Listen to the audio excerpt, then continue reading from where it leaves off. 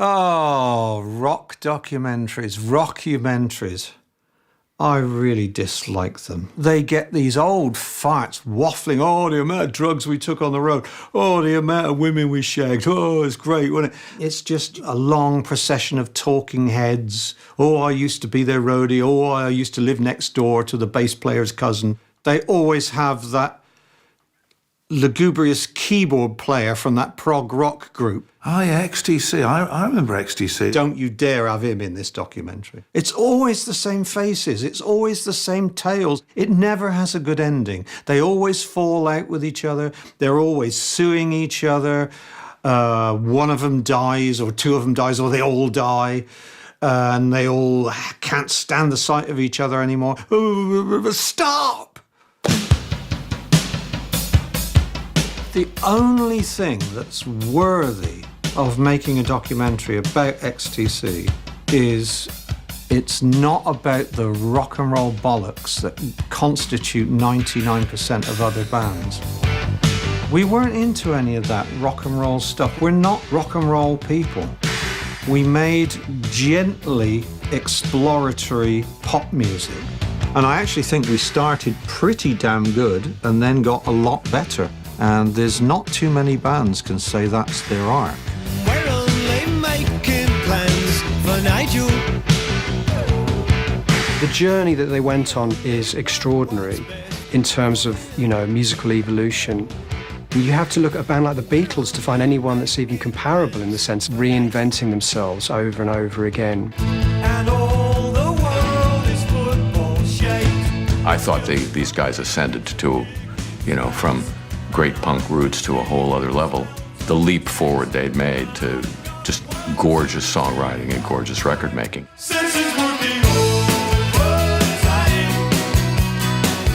He's probably one of the most unique songwriters this country's ever produced. He's got this thing of just taking these melodies that soar, It's kind of mind-blowing.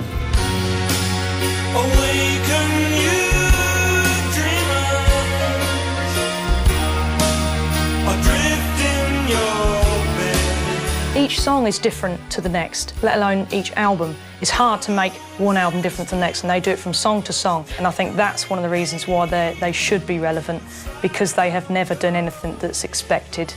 And that's really rare.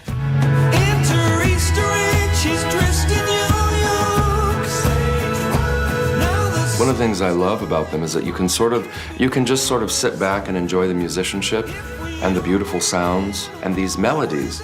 It's songwriting at its highest level.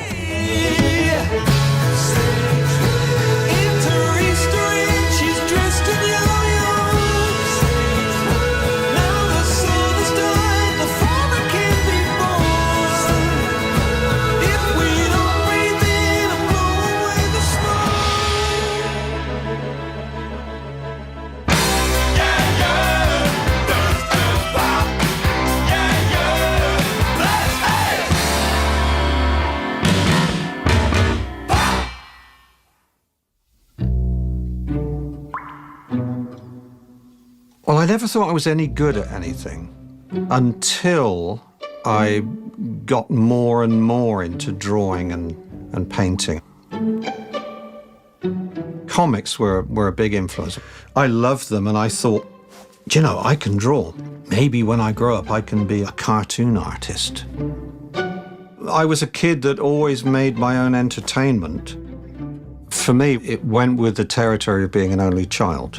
It went with a very, very controlling OCD mother who wouldn't allow other kids to come into the house to play. I could go around other kids' houses, but for some reason, they couldn't come in mine. This was her, I don't want any filth on the floor. You could go in everyone else's house and you'd know there were kids living there. There'd be toys around. You go into our house, there's no child lives here, And she would constantly throw my toys away. It was like the OCD control thing, It was a constant hurt to have you had no brothers and sisters, you weren't close to your parents. The only things you kind of felt any connection with was your toys, and they were always got rid of. So I fought this de-childification of the house. Maybe it's why I love love toys so much now. I'm trying to say, you ain't going to throw them out now, you know. I was a real Johnny No-Mates, you know. I had to make up games, I would design stuff, I would always be drawing. I was always a self-entertainer. And then I was the right age that psychedelia kicked in, 66, 67. Pop music starts getting very colourful. And right about that time, music starts to loom really heavily in my life. And suddenly, I was just opening up the age of, you know, your balls start dropping, the opposite sex stop being embarrassing and start becoming intensely interesting.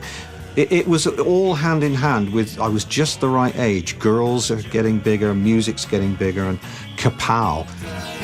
And it's that thing of, if I'm going to get off this council estate, I don't think I'm going to do it by being a graphic artist. I don't want to have to join the Navy to see the world like my dad. What way is it that I can get out of here? It's got to be music. Can't be hard writing songs. The girls love them all. This is great. How do you learn to do it? I'm going to teach myself. I was struggling. I was copying as many records as I could. You know, pulling that stylus back. How does that bit go? Oh no, what's that chord? I don't know what that chord is. I can't find it, you know.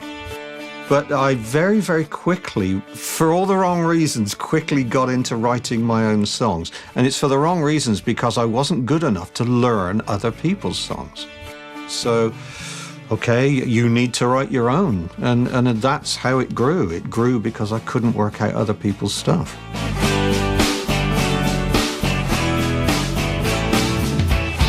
Andy and I grew up on the Pennyhollow Council estate.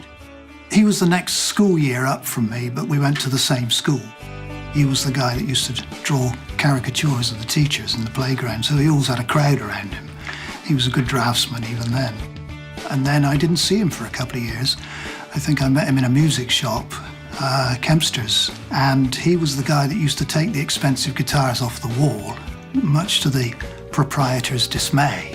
You know, we'd go in and kind of turn on an amplifier and get a cable that somebody had left from trying a guitar out, and when nobody was looking, take a guitar off the wall and plug it in, you know, and then the pair of us would be showing each other licks and riffs and things. Hey, you're Andy Partridge.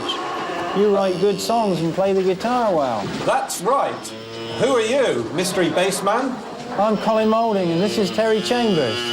You must be Terry, the drum player. Yes, I am. I play the drums. Hey, let's go to the pub and talk about being in a group, then. Let's get pissed first. At the time we met, when we were about 17, we still hadn't mastered our instruments, so we basically sort of like learnt really along together, but I think Andy was a little bit more advanced musically than what we were.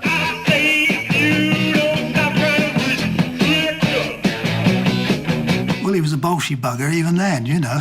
Very confident, obviously very talented, so we were happy to go along with his ideas, really. The stuff I wrote for the Helium Kids, I thought had its own sound because I was taking my love of American comics and science fiction, and I thought, I'll write songs about those kind of subjects. The songs they were playing were all about maybe 2.5 minutes long, and no one locally was doing that. We were all kind of underground blues bands. That's really what was going on in the mid-70s. But this was some kind of, it's almost like cartoon pop music. But there was something about it that I hadn't seen in any other local band. I didn't seriously imagine they were going to get anywhere because who's going to take a band from Swindon seriously? You know, it just wasn't going to happen. Swindon has this reputation for being a comedy place, a backward place, that anything that comes from it is considered to be a joke. It's designated the comedy town. And everything associated with Swindon must be stupid and comical and worthless, which is terrible when you're trying to instigate a band from Swindon. They must be terrible and comical and worthless. Locally, he was viewed as being a bit out there for local tastes, you know. But we thought he was great because he was a larger-than-life character and he was very funny and he was making music that was unusual, so we were kind of drawn to that. So the three of us, that was the nucleus of the band, me, Andy and Terry. and the fourth member always seemed to be changing. By the time the Helium Kids became XTC, we found a keyboard player by the name of Barry Andrews, and we went out drinking one night and got awfully sick. So he was like, okay, he's one of the gang. He can hold his beer better than I can, you know, so he's in. I had no idea what he played like. And the first rehearsal we had with him, I thought, oh my God, we've said he's in the band and I can't stand his playing. It's like Deep Purple or something, you know. And I took him to one side halfway through this rehearsal and I said, do you really want to play like that, you know? Feel free to play any way you really want to play. And the second half of the rehearsal, it was, my God, it was like the sound of somebody repairing a flying saucer engine. It was just so odd, and it was so many beautiful wrong notes. He is so in this group. We heard that there was a buzz about XTC, got to see XTC. So we went down there, and sure enough, they were one of the few bands of that era that dared to break the very strict rules of punk. XTC actually had complex chords, complex rhythms, lyrics that were outside that very narrow frame, and it was actually very heartening for us to see a band just throwing off that straitjacket. Hello, my name is John Peel. On tonight's programme I'll be playing tracks by The Sloot, The Slot, The Groan, Exploding Truss, The Blues Bastards, one from the Geckos, Hubert and his Pile Tones, The Ear, The Nose, The Throat, The Cazawaris from Hell here, and Inevitable Groin. I think Andy sent a tape off to John Peel and got us on the show. That was about 4 months before we were signed to Virgin, and that was our first appearance on the radio. So, on to tonight's first guest, and XTC. See what you think. At the time, the music industry was a bit of a closed shop. There wasn't really any way in. But when punk came along, it kind of swept everything aside.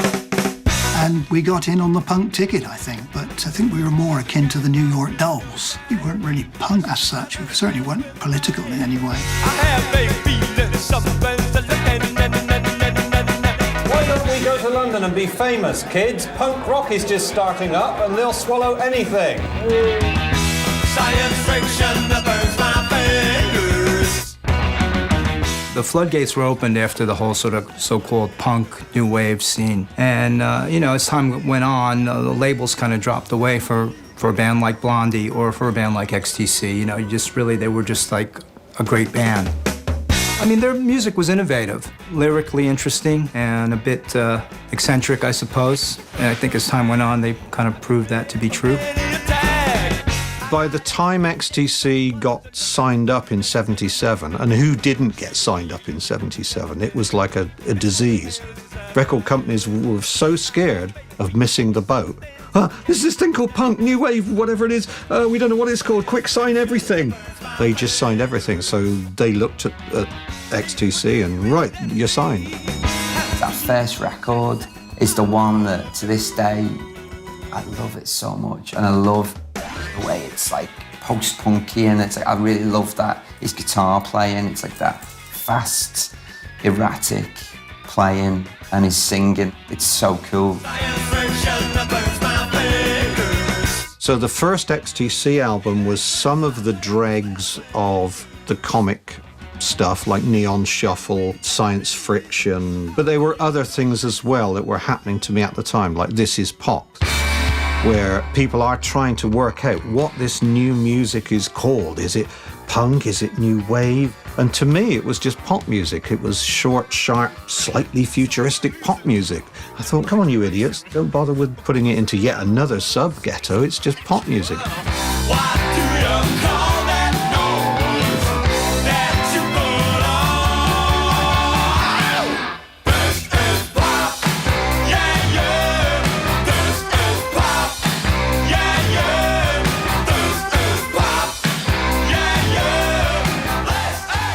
His singing voice, of course, on the first record, it was kind of yelping. Really, he was always trying to get above the row of the instruments. You know, it was probably the style of the music and the time where, you know, people thought to sing was to shout. Yeah. I very quickly realised that I can't find another singer who's delivering my songs how I want them delivered. So I'm reluctantly going to have to sing them, and I'm not a good singer. At best, in the early years, I managed an entertaining seal bark of a noise. You know, it's like a wounded lassie or something. And if Colin writes some songs, he's going to sing them. I'm not going to do his songs. So it was that kind of unwritten agreement that you write it, you sing it.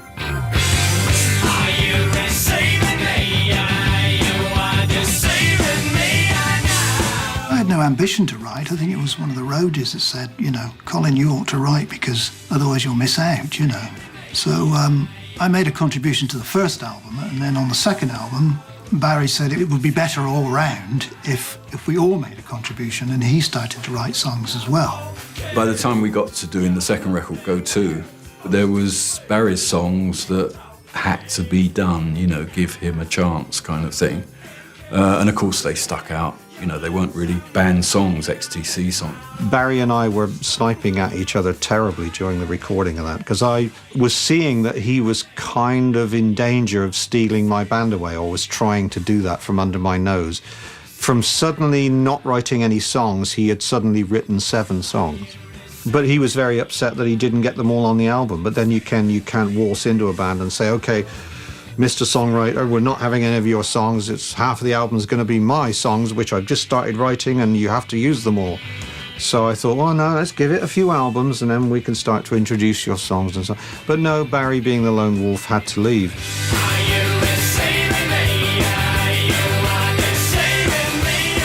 I thought, we can't stop our career now. It's just taking off. Who do I know that we can get in the band? I know, maybe the person we should have had in the first place, local guitarist Dave Gregory. You know, a friend of mine and fantastic guitarist. And yeah, I think he liked the opportunity to come and be in a band that was on its way up.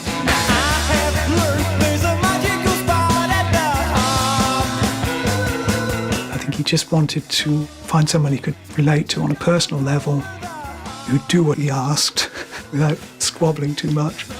But he certainly broadened my mind as to, you know, how I should approach. For example, if he heard even the slightest hint of a blues cliche in anything I was doing, he just said, don't do that.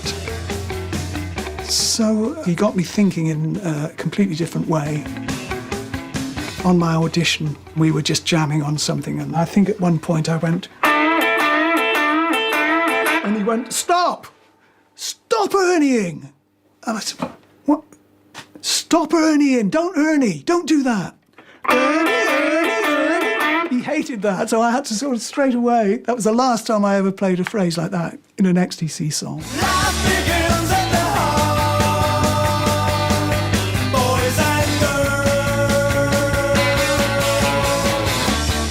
When Barry left, it seemed to trigger something. You know, the dynamic of the band changed, and I was writing more for myself, you know. Colin brought this guitar to the rehearsal room and said, I've written this song, fellas, and it goes like this. And he played the 3 or 4 chords that constitute Making Plans for Nigel.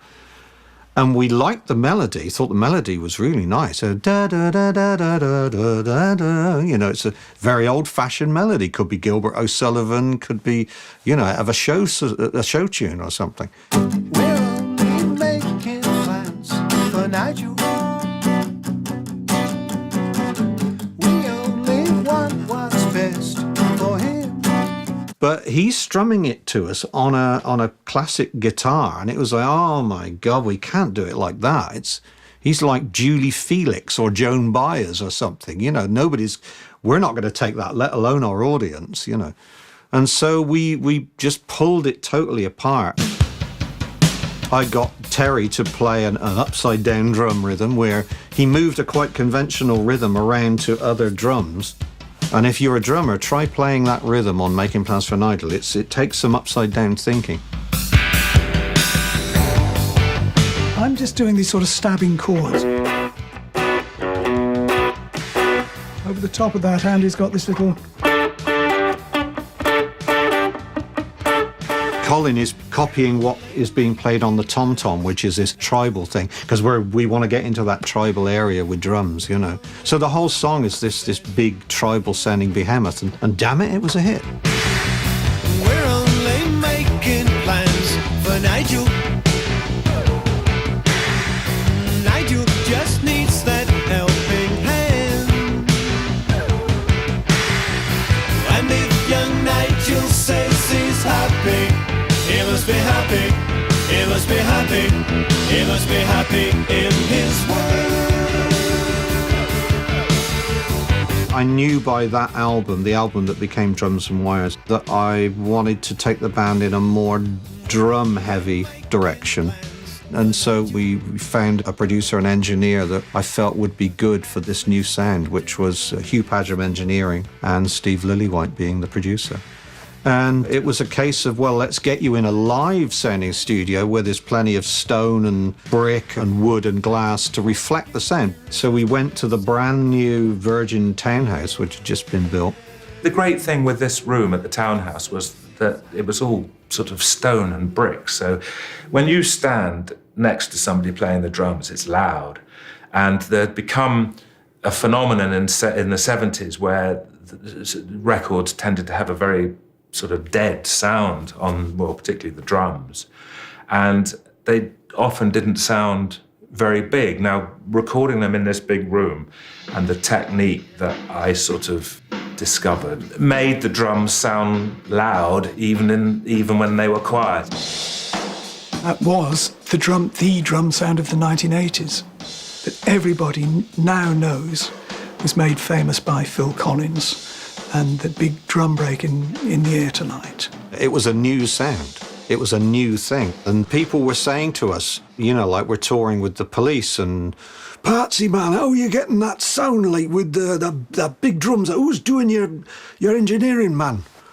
Well, it's a young fella called Hugh Padgham. Right, have you got his number? We'll have a bit of that on the Police, like. Hugh Padgham came to us because of his unbelievable credentials.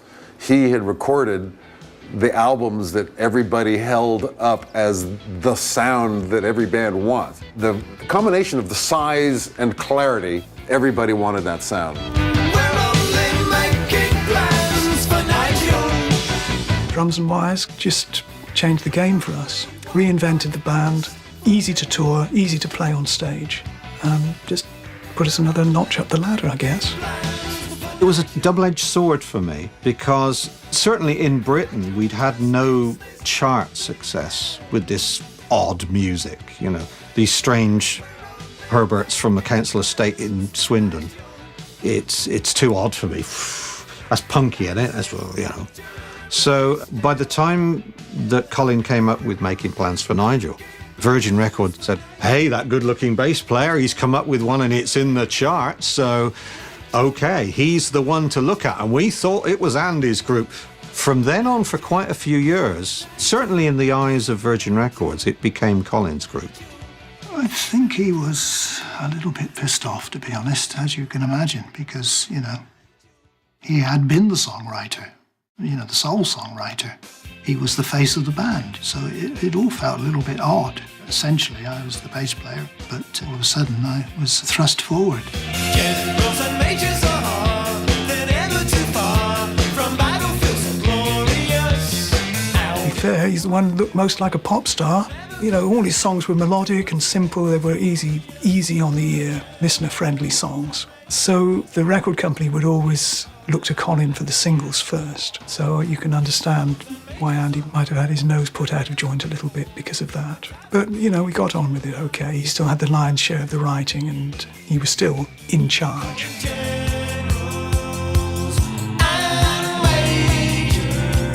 It was kind of good for him as well because it kind of spurred both of us on, you know. And Virgin were always after the next hit. So in a way, it was healthy after a while. I had that thing where I thought of it as my band, you know.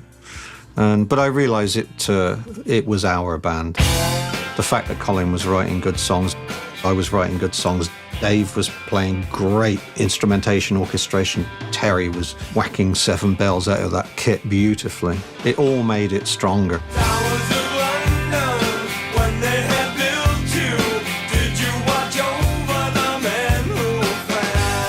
Andy was getting a reputation by this time as being, you know, a songwriter, as opposed to being, you know, a punk guitar player. Both guys were writing much better songs. I think the two of them complemented each other, really. They never actually ever wrote together. They were never a Lennon and McCartney sort of type of partnership. They never wrote songs together. There was his songs, and that was it. Colin had less of the kind of bite and perversity of Andy.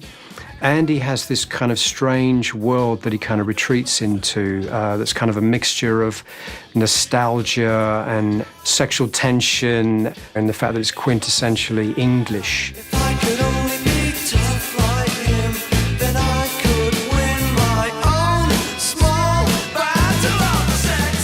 For me, more and more of the influences was the British pop group stuff came out more and more, i.e. the Beatles, Rolling Stones, the Small Faces, the Kinks, the way that Ray Davies wrote these little mini plays about life in England.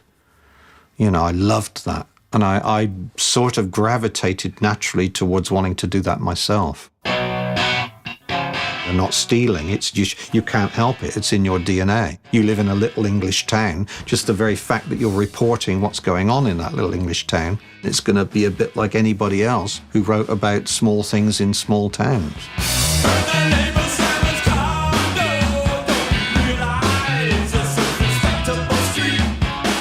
With Respectable Street, it's this really mundane, supposedly uninteresting story of this suburban, boring life, but they paint this really vivid picture of it.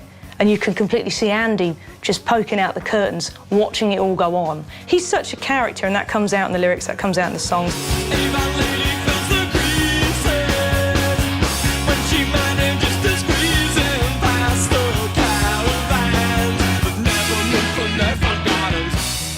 As long as the four of us were together, we were in this little Swindon bubble, we were protected, we were among friends. Some of the weird people we met on the road, you know, you just think, well, at least we can laugh about it, because the rock and roll lifestyle is pretty absurd, particularly on the road.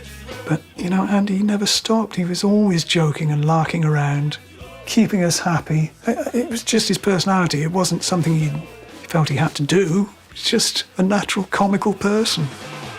Humor is the important part of every band's life, and we got on great with XTC. Andy was much more comfortable the further he was away from the show. After the show, Andy is a hoot. We actually shared a tour bus with them, which is two bands in a bus, which is pretty darn neighborly. But we got along really well. You know, XTC and the Police were two similar bands of the same age, and we just, you know, we were in the pocket. I think we were generally pretty good live. Being tight as a band was important. But I kind of quickly found out that I didn't enjoy the business of live so much for the travel or the sound checks or the assholes you have to deal with in agencies and managers. So I hated all that side of it. I mean, actually being on stage was the nicest bit of the day.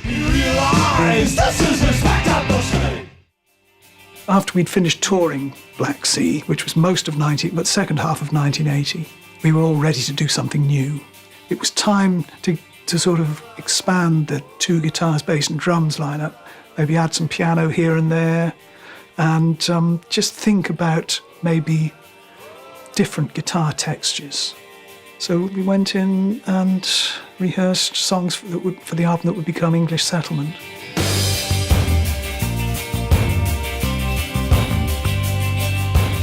Virgin are telling us, yeah, nice material, lads, you don't have a single. And so I sat down and tried to write a single. Let me see. What's good? What do people want? Like nursery rhymes? Yeah, it's got to be kind of simple melody. Counting's always good. That's 5, 4, 3, 2, 1. 5, 4, 3, 2, 1. Yeah, that was a big hit. I can do counting. Well, flip it the other way. 1, 2, 3, 4, 5. What's about that? What have we got 5 of? 5 legs? No, we don't have 5 legs. 5 arms? No. 5 fingers? No, it's 4 fingers and a thumb. 5 senses?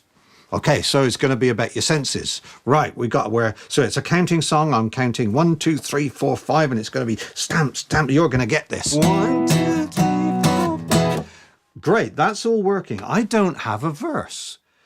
And so I was thinking, okay, maybe the verse should be an E as well.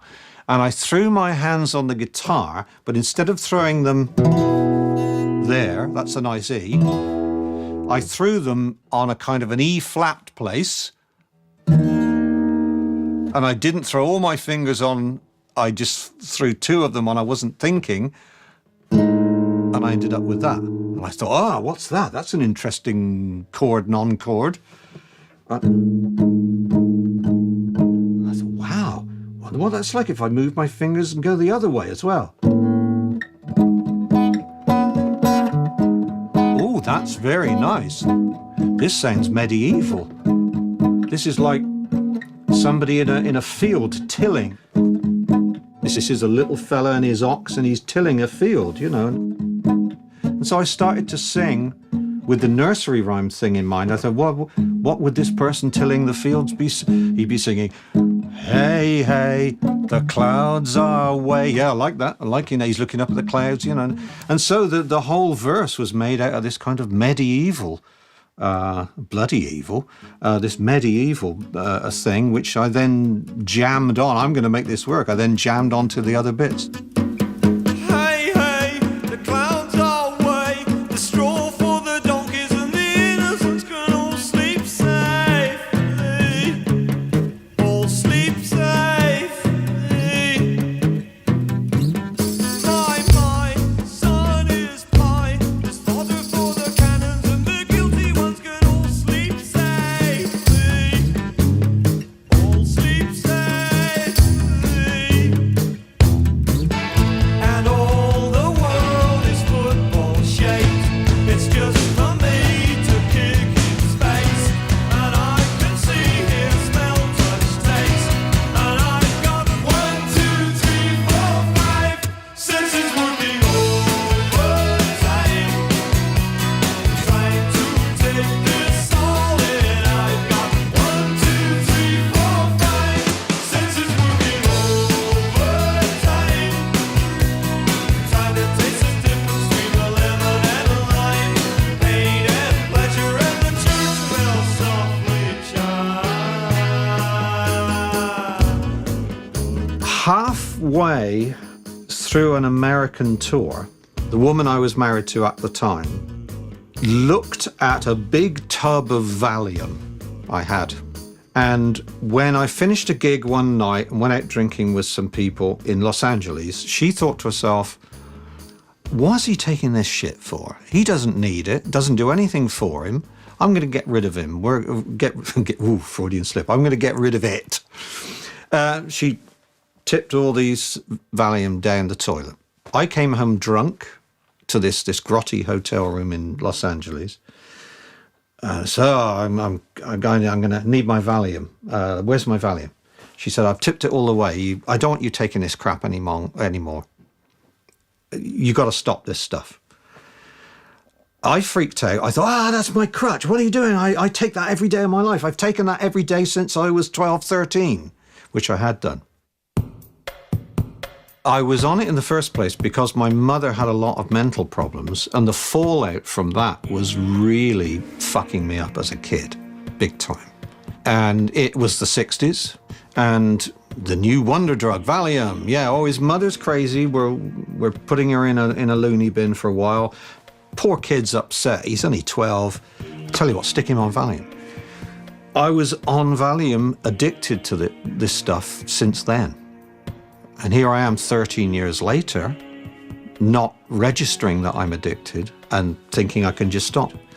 I had no idea how Valium addiction gets you, and I had no concept of getting off of it. No concept of cold turkey, no concept of this is going to destroy you if you do it like this. So like two naive idiots, she tipped it all away, and I said, okay, it doesn't do anything for me in any case. Doesn't give me a high, doesn't do anything. What does it do? Nothing. Great, I'm fine. I'm now off of Valium. Oh, what a fool. What a pair of fools, you know? Over the following year, I went into slow brain melt. I developed panic attacks. I had no idea what they were. memory loss, my limbs were seizing up. My whole world was going wrong because of this Valium addiction, coming off of Valium, stopping dead. I didn't think to go to and talk to specialists and say, how do you do this? Since people have said, hey, you come off of 13 years of Valium addiction, it's worse than heroin. And you try doing cold turkey on heroin. I knew he was having these night terrors. I knew that he was very, very nervous. Before every show in the dressing room, he would be so tense. And you just think, well, if that's what it takes to get him on stage, then that's what he has to do. But you never imagine that there's anything seriously amiss, other than just the natural, tension of stage nerves. We would get to just before the gig and he started our feelings of being sick and all the rest of it. You said, oh no, I can't go on, I feel sick. But it was just, I think it was just nerves, which manifested itself in a physical, psychosomatic way. Just things came unwound. I was getting agoraphobia. I couldn't go out. I was getting panic attacks. No concept of what panic attack was. And I'm on stage and I'm getting a panic attack. Why am I afraid of everything in the known universe, No concept of what was happening to me. And I found myself going on tour, touring around Europe, and then it was a tour of the States, and then it would have been Japan, Australia, blah, blah, blah, wherever. Doing this with my brain just dribbling out of my skull. All these things going wrong in my mind and in my life, and me not knowing what they are. And I found myself on stage in Paris, having the mother of all panic attacks, and thinking, that's it, I'm going mad, I've got to stop the world. I want to get off, I'm getting all emotional saying this. Yeah. Yeah.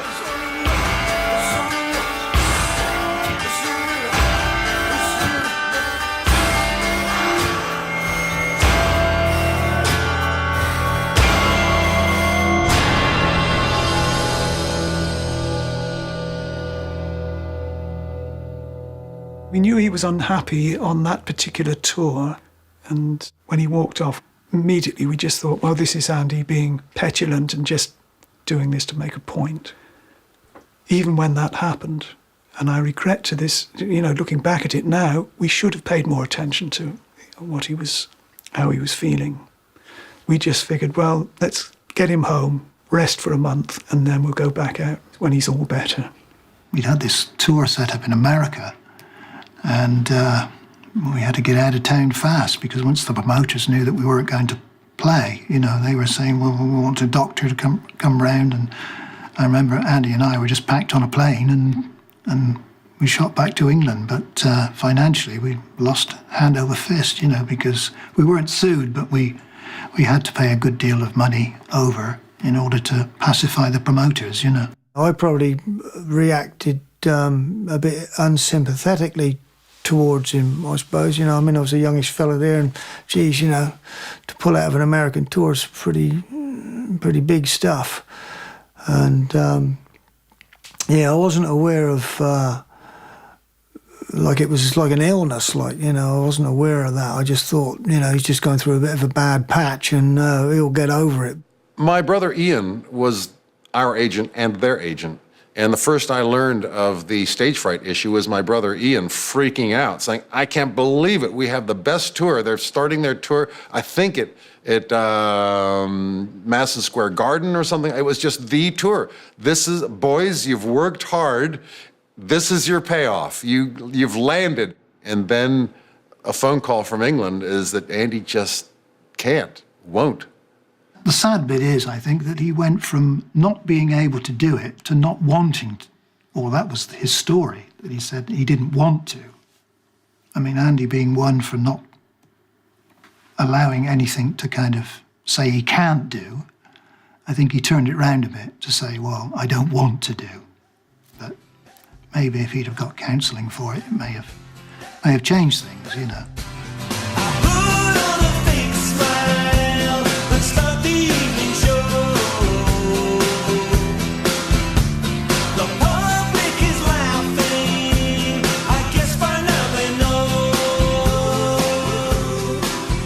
I was just at the end of my tether with everything. I was at the end of my tether with being a performing monkey for management.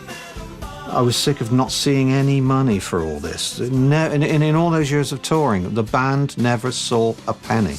I know who the villain in all this. I'm not going to get into all that because it's too rockumentary. But I know who the villains are. But we never saw any money, and I was sick of that. We never saw any time off to be normal. I was sick of that, sick of hotels, the whole thing. I was trapped, and I wanted off that treadmill.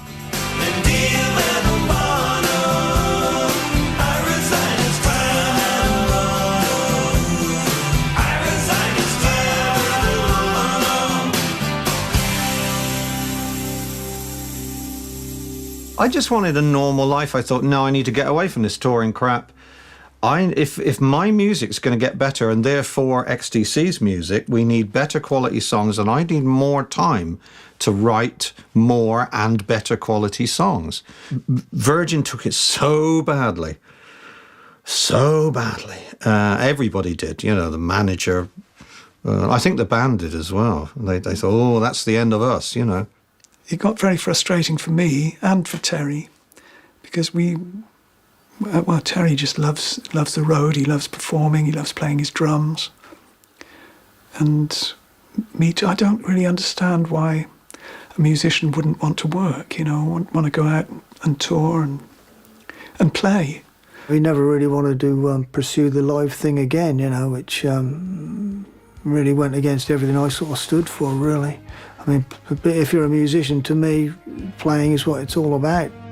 Besides that, my sort of circumstances had changed as well, and my wife was Australian, and we had a small child.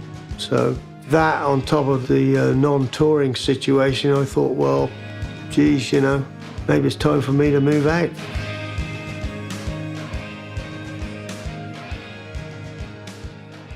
I totally and utterly felt freed up.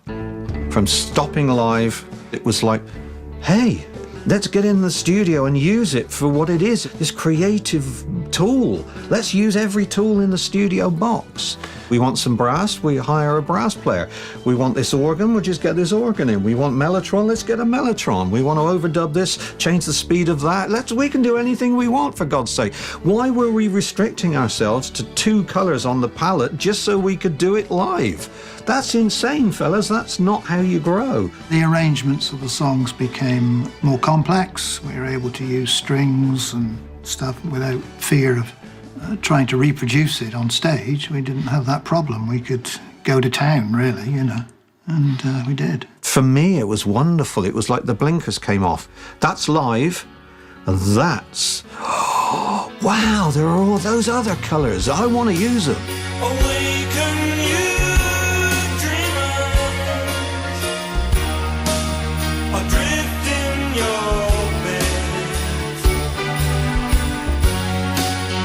Balloons and streamers decorate the inside of your head. Please let's all out do it today. But don't let the loveless one sell you a world wrapped in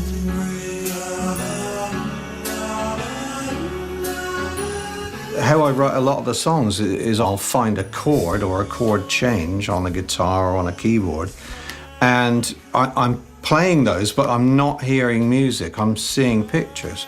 That's how I write songs. It comes usually from the synesthesic level.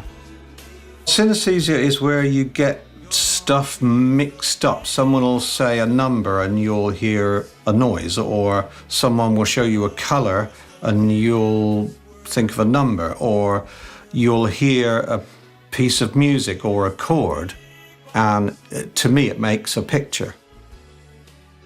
I'm going to just see if I can do the exercise live, as it were. Let me find a chord that I've never played in my life. Let me see. No, that's a bit rotten.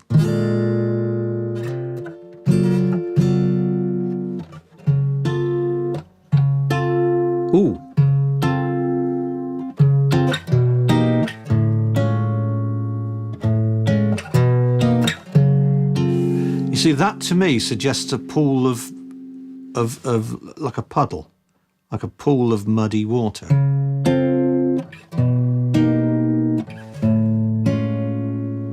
So if I was working from the synesthesia point, the song would have to be involving this muddy water in some way.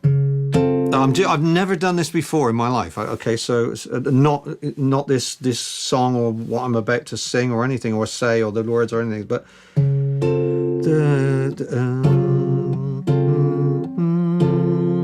there is the muddiest of water. There is the deepest of pools. So to me, it suggests, that's a lovely chord, actually. I'm not going to forget that, but that's, I have no idea what that chord is called. I've never played it before, but it suggests muddy water. That's how I write songs. It comes usually from the synesthesic thing. I wrote this song, Love on a Farm Boy's Wages, sort of about the romance of my grandfather and to some extent my father working on farms. I mean, they had terrible lives on these farms. I was just messing around with a note of E and... Oh yeah, that's nice. That's like the countryside, you know, we're on the farm.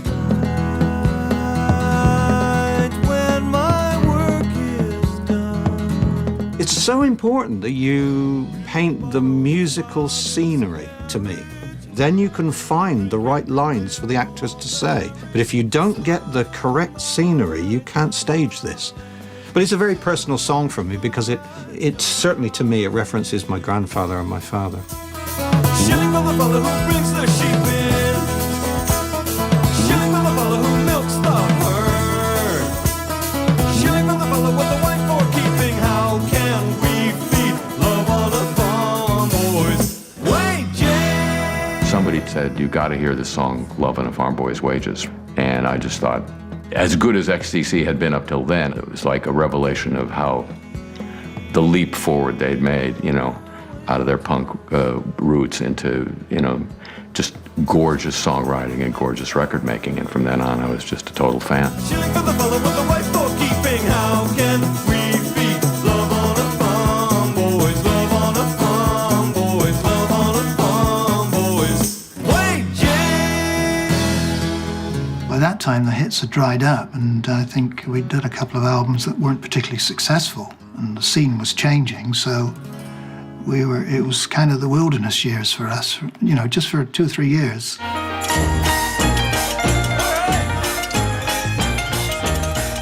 There's a long tradition of whatever media you're in, writers do it all the time, but musicians do it as well, where you want to not be you, to go to like a costume ball as some other character, a masked ball. Wouldn't that be great fun? So in our case, let's make an album by a different band.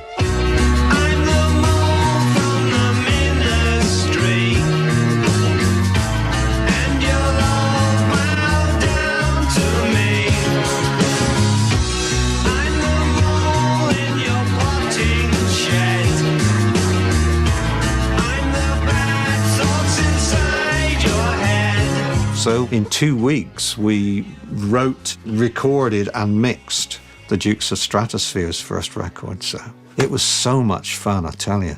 So much fun not having to be yourself. We had more fun in those 2 weeks I think I'd ever had in a studio with anybody. We just put ourselves in the mindset of bands from the mid-60s and just find as much vintage gear as we can so we can get it sounding as authentic as possible. It was very relaxing for the band because there was no pressure on them to be here. There was no pressure to do a hit single. And it was all their fantasies in making music to be psychedelic. It was very good fun, and it did surprisingly well.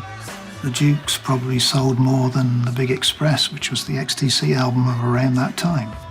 Of course, it was all meant to be hush-hush, you know, don't tell anyone it's XTC. Everyone loved it. And people still do today, you know. When I met the Stone Roses and they asked me to do their record, they kind of said, "You are the John Leckie that did the Dukes of Stratosphere, aren't you?" And I went, yeah. And they said, "Oh, because that's why we asked you. We loved that record."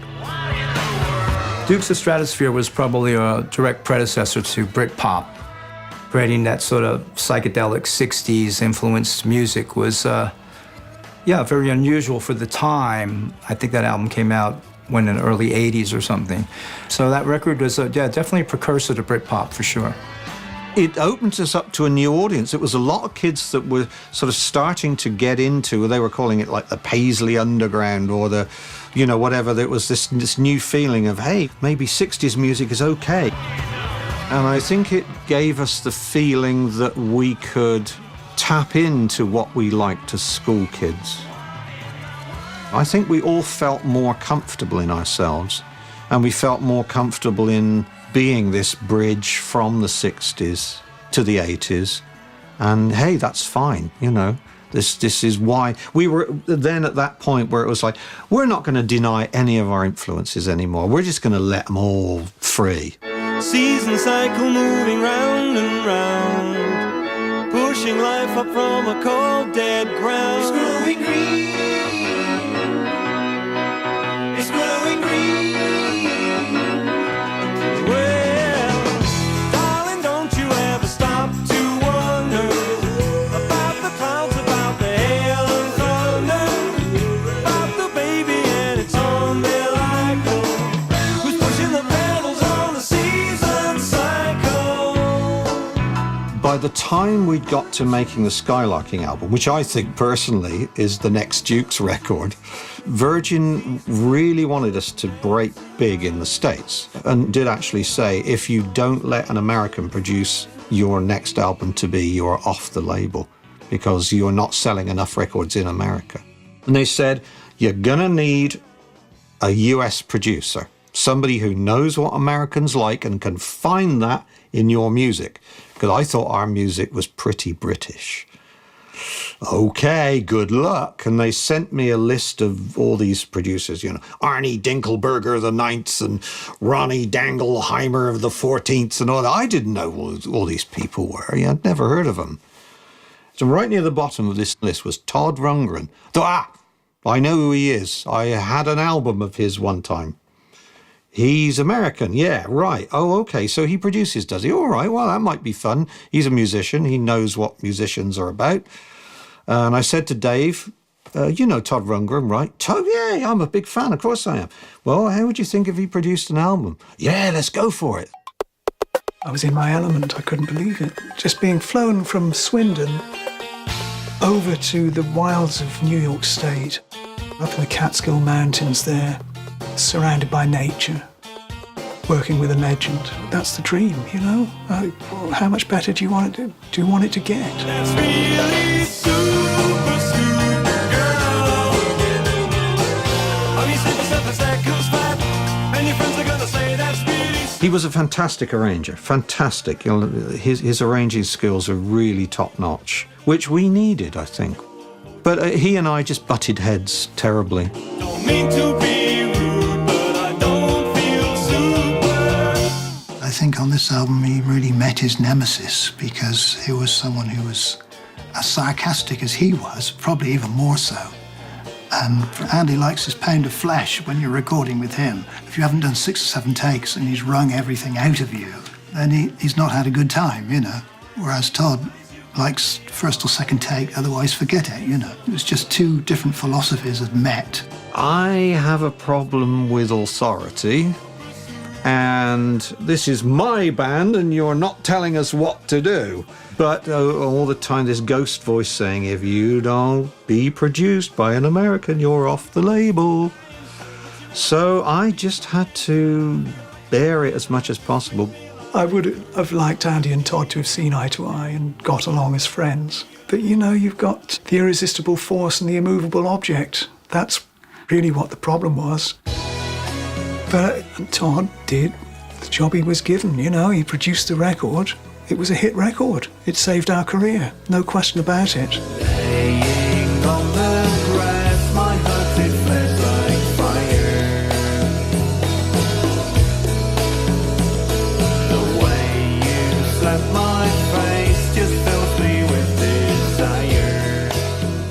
the States, they put the single out Grass, which is a Colin song. Then on the B-side, they stuck Dear God. DJs around American radio stations, they'd play Grass, yeah, okay. And then they'd flip over, oh, Dear God, what's this about? And some DJs started playing, in preference to Grass, they started playing Dear God. Dear God, hope you got the letter and I pray you can make it better down here. I don't mean a big reduction in the price of beer, but all the people that you made in your image, see them starving on their feet, 'cause they don't get enough to eat from God. Can't believe in you. Dear God, sorry to disturb you, but I feel that I should be heard loud and clear. We all need a big reduction in amount of tears. All the people that you made in your image sit and fighting in the street, 'cause they can't make opinions meet about God. I can't believe in you. It was the old corny, our radio station's lit up like a Christmas tree. The calls in have just been phenomenal. People would ring in inevitably with either they felt exactly like that about religion, this is all bullshit, or, you're going to burn in hell, take this trash out of here, this English homo and his anti-God music, Some stations were threatened with bombing and stopped playing it. Some kid in an American school was so affected by it, he took his teacher hostage with a knife and insisted this record be played over the school PA system to all the classrooms continuously until this hostage situation ended, because this record said it spoke for what he wanted to say. And I got a hell of a lot of hate mail for that. I was going to burn in hell, and I was just a goddamn limey faggot. Well, it's ironic that song broke them through. Any record company worth its salt, which none of them are, by the way, would have said, well, don't, that's great for England, but don't try that in the States. We're a God-fearing country. So it was remarkable. It got banned some places, which I guess helped them, as it always does. But yeah, there didn't seem to be anything he wouldn't write about.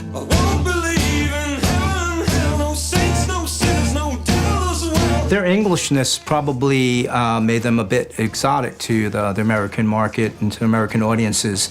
And there's plenty of Anglophiles in the United States, so maybe their Englishness worked in their favor.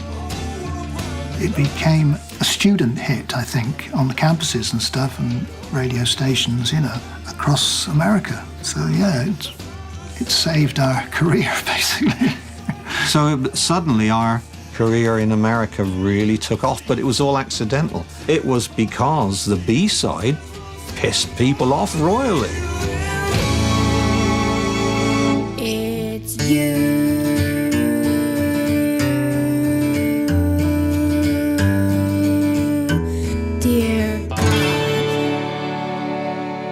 By the time we get to doing Oranges and Lemons, they're all saying, wow, where's the next XTC thing? This is really exciting. That record, Dear God, we really want the next thing, And Geffen, our label in the States, are now reluctantly, they're selling records. They might be good after all. So we had a big budget shoved our way. And it was a very LA kind of, not an LA album musically so much, but an LA album in kind of sunshine and citrus fruits. And it plugged me straight into the sort of pop art vibe.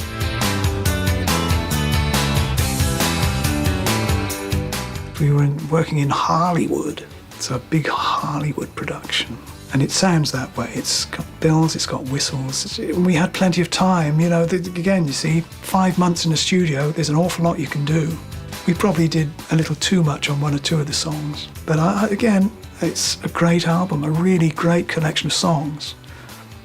And I can say that as a non-songwriter, I can say that in all modesty, because I had nothing to do with the actual writing process. Quite a lot to do with the arrangements and the overdubs.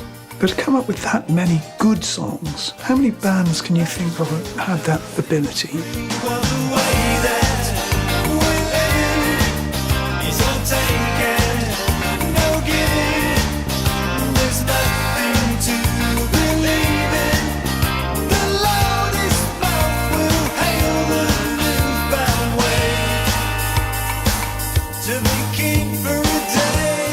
I just think we learned how to make records. We didn't know all about that when we started, and because we didn't tour, we found out more about what the studio could do and how to arrange, and it's just learning, really. It's bound to change, you know.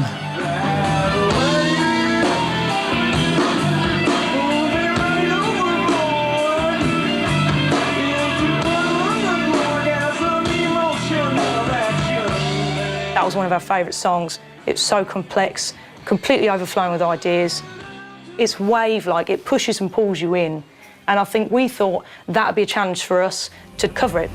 The lyrics are beautiful, the way the vocal rises and falls, and we felt we had a deeper take on a cover than most people usually give a cover.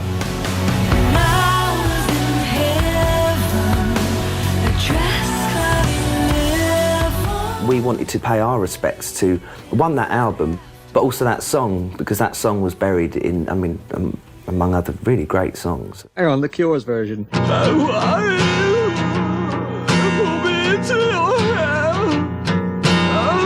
unhappy, I think I'm going to kill myself. He likes to play the jokester and does it very, very well. His grasp of accents is pretty damn good. Smith's version. That way,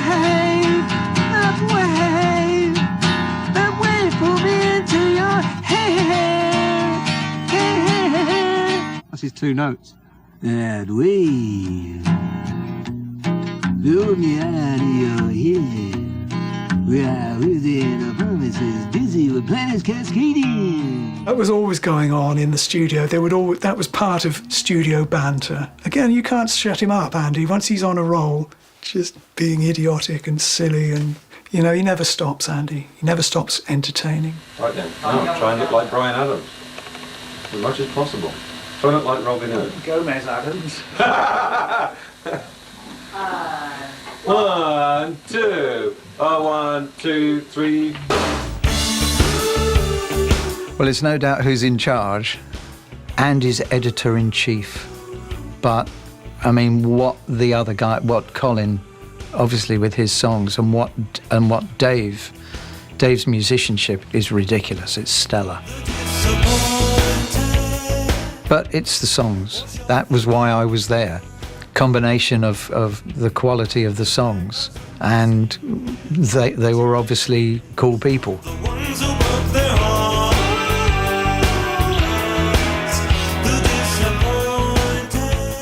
I would say that None Such is my favorite XTC album. That album is just lousy with masterpieces. But then every time I heard a new album, I was just like, really? Again? Where's this coming from? The catalogue's really small, actually. There's not that many albums, and the journey they go through in that small number is amazing.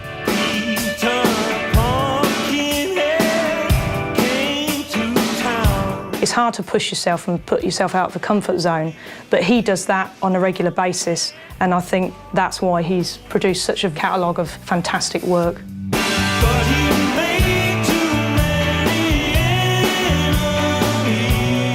He can create great imagery and a great story.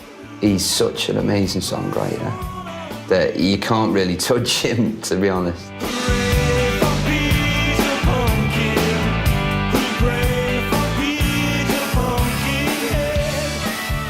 For me personally, Apple Venus, I think, is our best effort.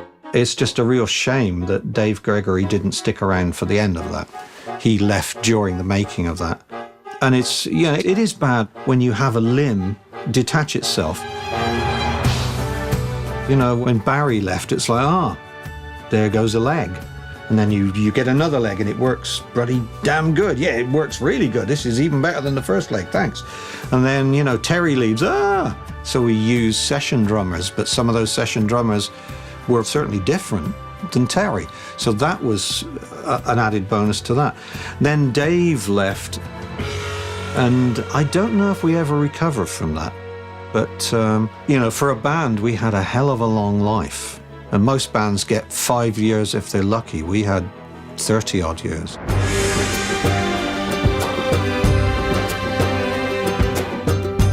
The legacy of the band is the great music that they made. You know, they evolved as musicians and as composers. And sure, from their beginnings to how they wound up at the end, there was a strong evolution of a great band. I love the fact that they were kind of willfully unpredictable, but commercially, that's something that actually is suicidal. You know, how can you market a band where it's very hard to get a handle on what kind of band they are? And I think that's always been one of the problems they've had, but to me, it just made me love them even more. They have got a reputation as not being well-known or credited as much as they should, but I think that XTC fans would be annoyed if they were more well-known, because it's our little secret, I think, with that band, and I kind of like that.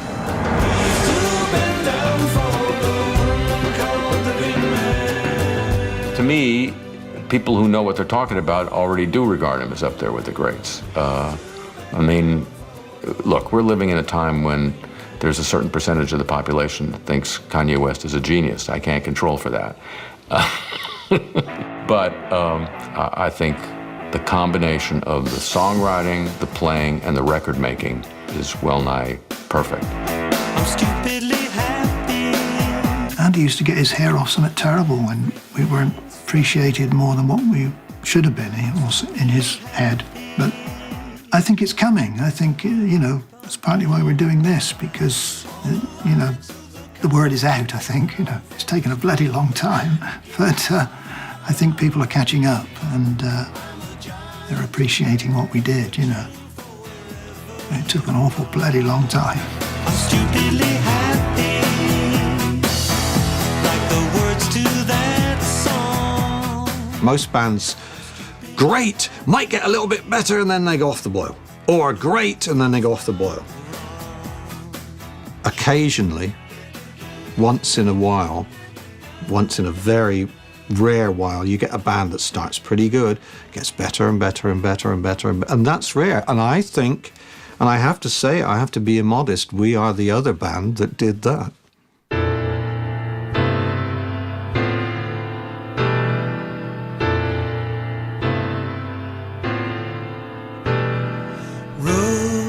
Rook, read from your book. Who murders who, and where is the treasure hid crow? When I'm dreaming, I'm usually flying over the Marlborough Downs. I've got this funny thing when if I dream I'm flying, I usually have people there and they say, "You can't, can you?" And I say, "Yeah, watch." And I'm sort of strain a bit, and up I go, and then off I go over the Marlborough Downs. Soar up high, see the semaphore on the washing lines, break the code of the whispering chimneys and traffic signs.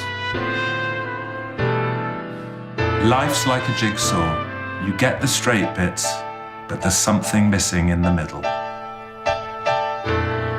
And if you're up there, you'll perceive that my heart's here upon my sleeve. If there's one thing I don't believe in, it's you, dear God. There's nothing in the world like a gold-skinned girl to make your bonsai weep and make your bamboo curl. All the kids are complaining that the songs are too slow. All the kids are complaining that there's nowhere to go. Avon Lady feels the creases when she manages to squeeze in past their caravans that never move from their front gardens. We're working every hour that God made so we can fly away. You may leave school, but it never leaves you. Your heart is the big box of paints, and others the canvas we're dealt. All around the world, every boy and every girl need the loving, The humble and the great, even those we think we hate, need the loving.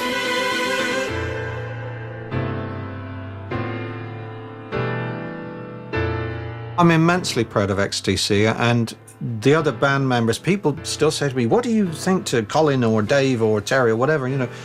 And part of me loves them like the brothers I never had, the family I never had. And then a part of me really hates them like the family I did have. So it's a real weird mixture.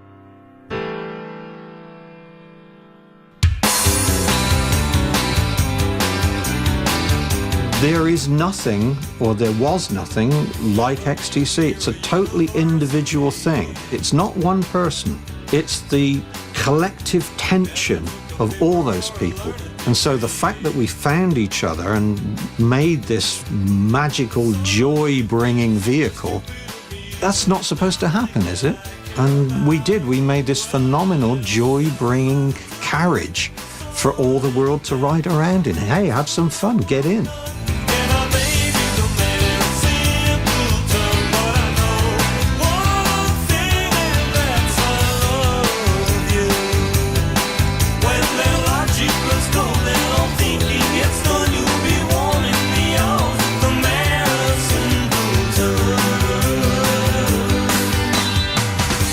Well, this is the bit I really hate about rockumentaries, in where they have the 2 minutes at the end where they say, it's usually a write-up, and they say, and poor Derek he's still working in the industry, and he's self-financed an album he's put out from home of songs he never did finish in 1966.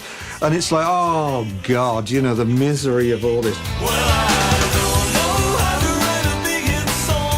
The whole rockumentary thing bores the very buttocks off of me. So that's the end of that then.